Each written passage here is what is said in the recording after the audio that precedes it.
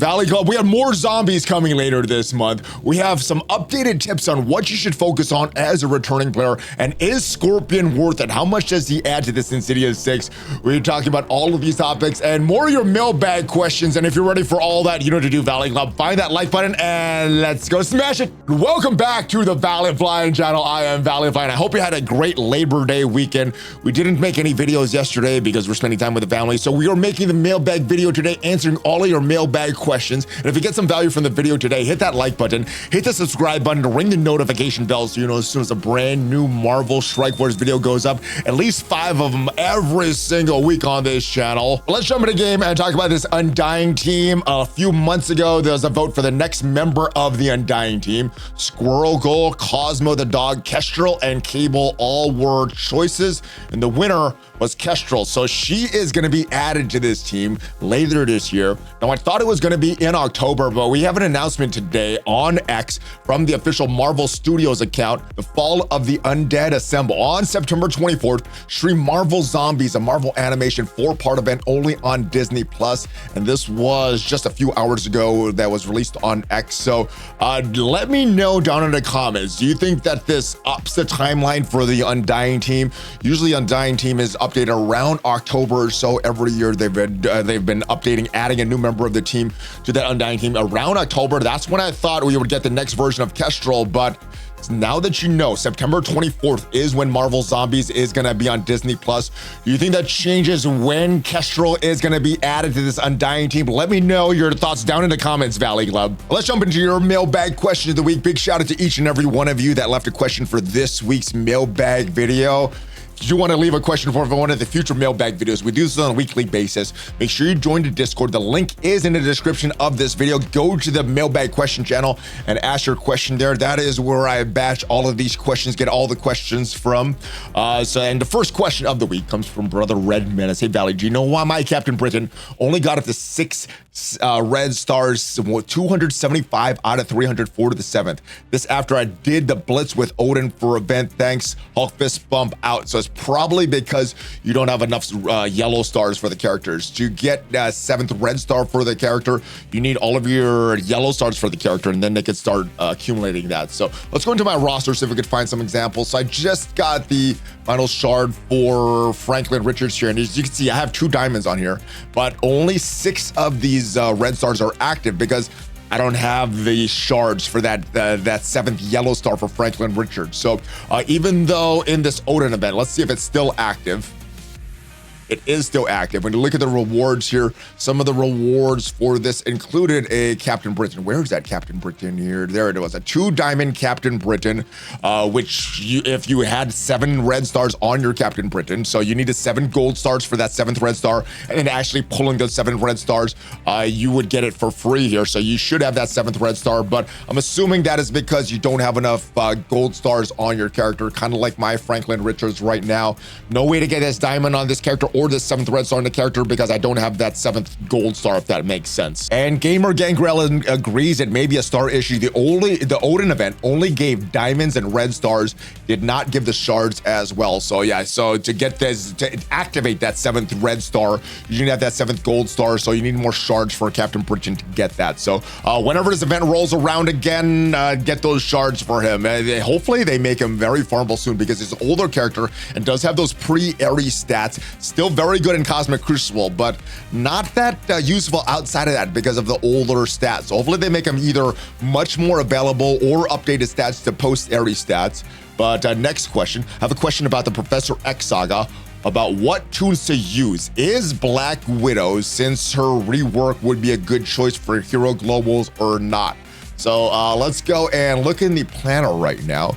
These are the characters that I went with for Hero Global, the Liberty characters, Jean Grey and Emma Frost. Now, if we wanted to take out one of these characters, let's say we take out Patriot, because a lot of people do want to leave out that Liberty now because I guess they're like me and don't like war as much.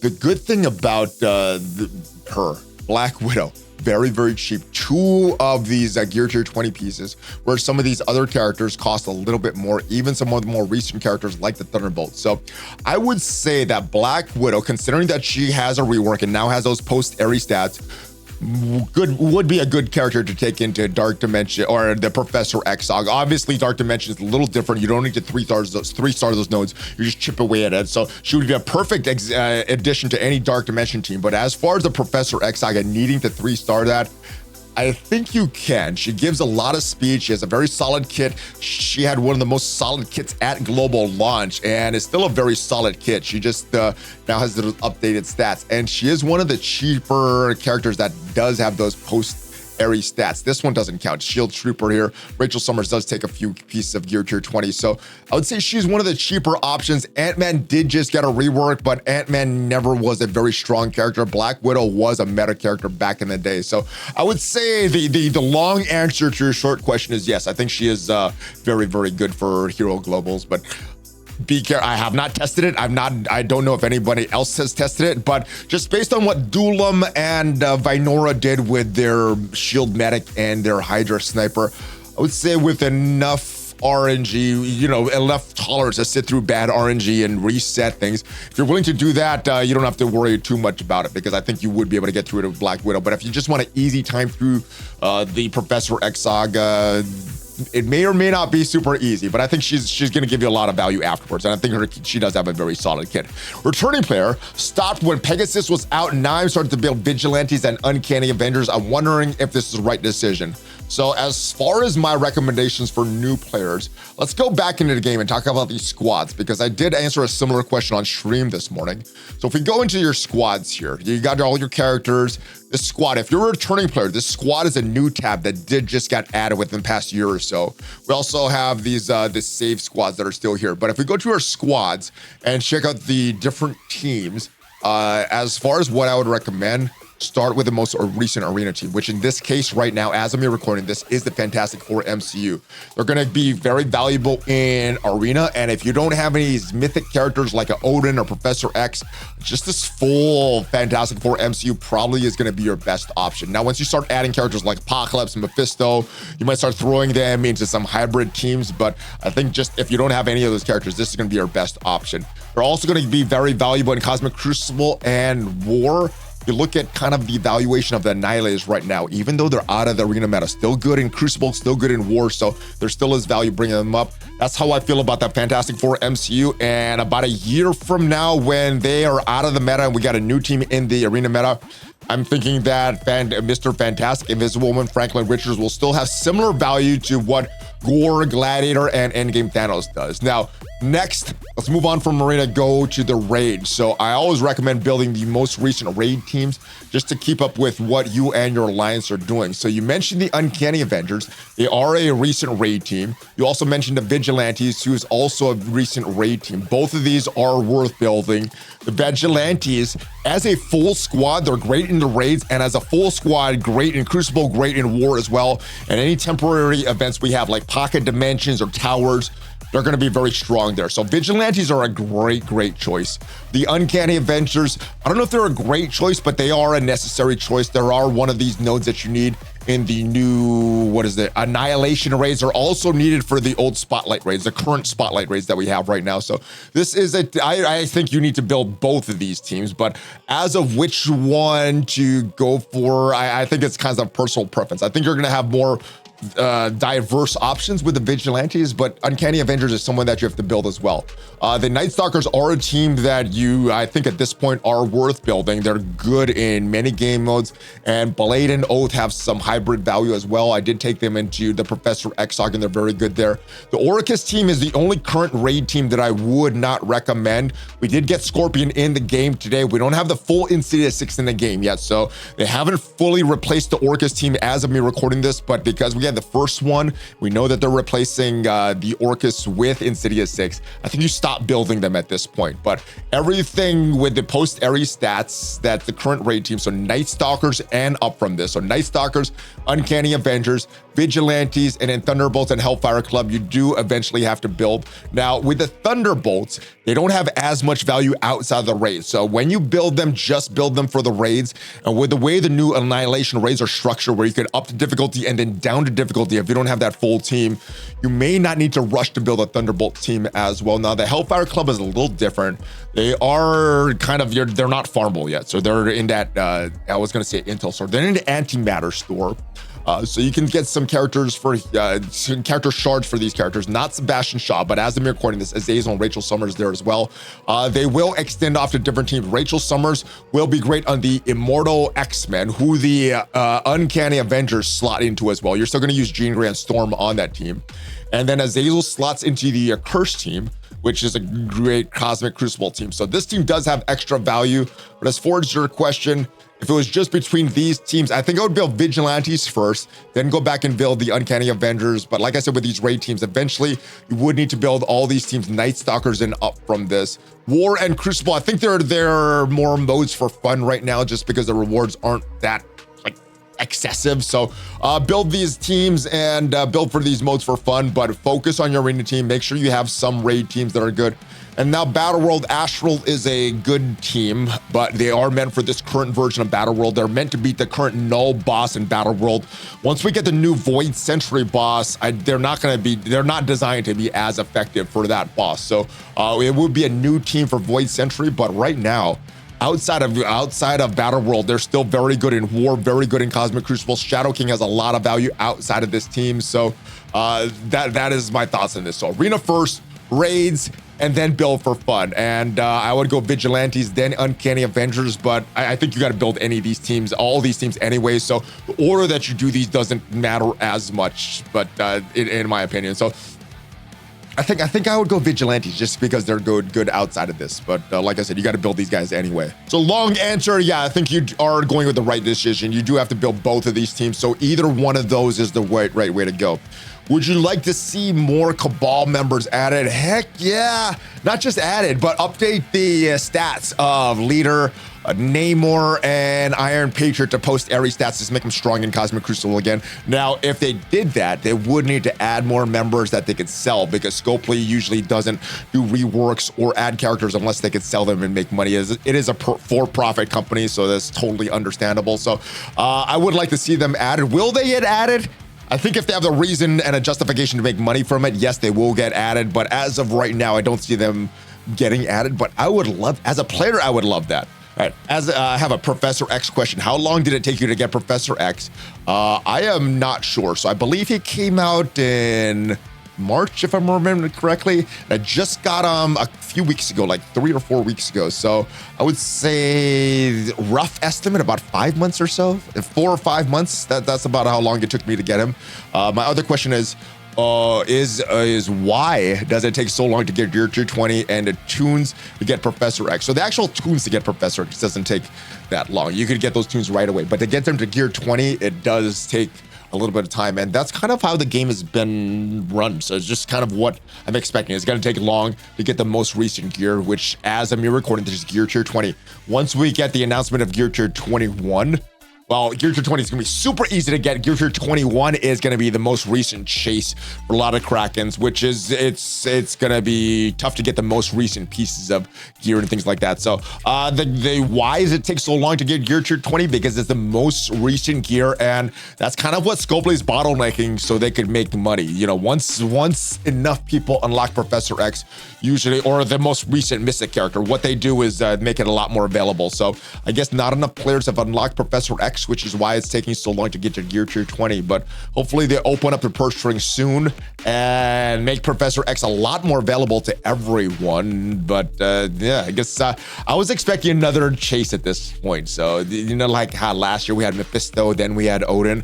I was expecting us to get Professor X and it's something else. Little surprised that we don't have something else at least announced at this point. But I guess we'll see what they're gonna do with that. Hopefully we get more chases once for people that have Professor X unlocked. All right, with the Insidious 6 being visible in the roster right now, I see that they put the Superior 6 tag on Superior Spider-Man. Yeah, so you could slot him into Cosmic Crucible. He's going to be a good cross Cosmic Crucible character to slot him with other characters. Who would the third Superior 6 member with to run to get Vulture's passive? Or would you just be able to sub in Superior Spider-Man, War Crucible? If so, who would you replace? All right, so let's go into the game and look at the Sinister Six in totality. We have a few members of the Sinister Six. We have a few members of the Insidious Six, but all of them are Sinister Six members, so they will synergize well with each other. I think if we are replacing characters, I think we go with Superior Spider-Man for Crucible, Scorpion, and Hobgoblin, the three most recent characters, the three best dated characters. I think you have to bring Green Goblin Classic into Crucible matches as well. He is a character that's designed for Crucible. And then I think the fourth member, you go with whatever the matchup determines. If you're looking to reduce speed bar, control the turn meter of the enemies, you need that kind of effects. Vulture's the character to bring. If you want more controlling type effects, ability blocks, blinds, Mysterio's the character to bring. If you want more pure damage, I think Slayer's the character to bring. But if you want to remove a lot of debuffs, Lizard is the character to bring. I think those are your options. Craven is good, and I guess if you need an ability block and a later AoE attack that characters cannot be revived from, Craven is good. Doc Ock, I think, is a lot more replaceable at this point. You look at who he's gonna bring in. So if you have Shocker, he's not going to bring a Shocker, so he's going to bring in the next character in the list, Vulture. If you have Vulture and Shocker, who Doc Ock is going to summon is a Rhino, and I think you leave him off the team. So I think the team is 3 new members: Superior, Scorpion, Hobgoblin, Green Goblin Classic, and then I think it just switches based on your matchup. Let me know down in the comments if you have some better theory crafting in Cosmic Crucible, who you would do, but that is my answer as of right now. Maybe with some Cosmic Crucible seasons under my belt with the Insidious 6, that answer changes, but that's my answer right now. I have one more question. When are gonna do something about Purple ISO 4 and 5? Do you think they would get Dark Dimension 9 tune with that or not?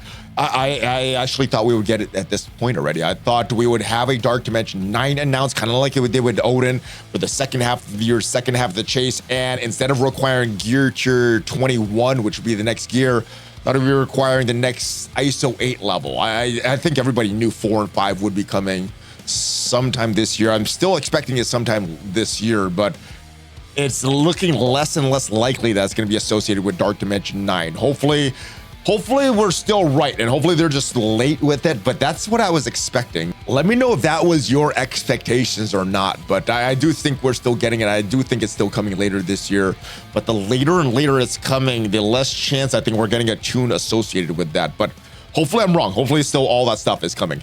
Valley, I'm a returning mid player. I've got Logan, and I'm close to unlocking Apocalypse, Shadow King, and Null. Who should I prioritize to build, including getting more stars, building a required team? Thank you. So as far as these characters right here, there's I think at some point you build all of them. Apocalypse, I think right now he's involved in the arena meta because of his passive. Let's go into the game, and if we look at what his passive is, it kind of counters what Emma Frost does. Emma Frost changes the base speed of characters, and what this passive for Apocalypse is the speed of this character. So that is the base speed, not the turn meter, but the speed of this character.